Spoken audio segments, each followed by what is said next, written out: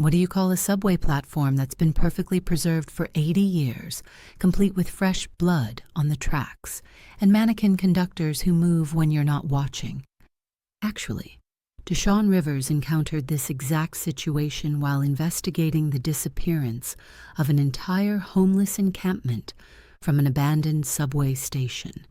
45 years old, with the kind of veteran detective instincts that came from decades of seeing humanity at its worst, Deshawn expected to find evidence of forced relocation or social services intervention. He definitely didn't expect to find a perfectly preserved 1940s Art Deco transportation hub. The platform gleamed like it had been maintained by invisible custodial staff, every tile and brass fixture polished to period perfection. But the walls slid apart as he explored, revealing endless tunnels lit by unseen lamps that cast shadows in directions that defied basic physics. His service weapon felt weightless as he followed distant shouts echoing from the tunnel depths. Classic detective response there, my precious cubs.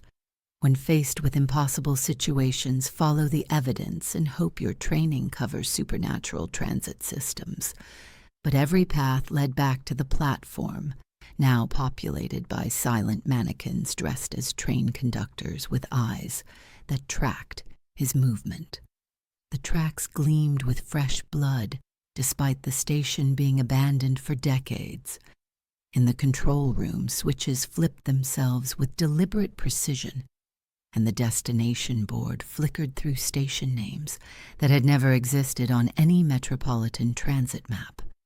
When the board finally settled on a message spelled out in vintage lettering, "All aboard," Deshawn realized this particular investigation had moved far beyond normal police protocols. Some transit systems run on schedules that don't follow earthly timetables, darlings. Deshawn filed his report as inconclusive and recommended the station remain sealed.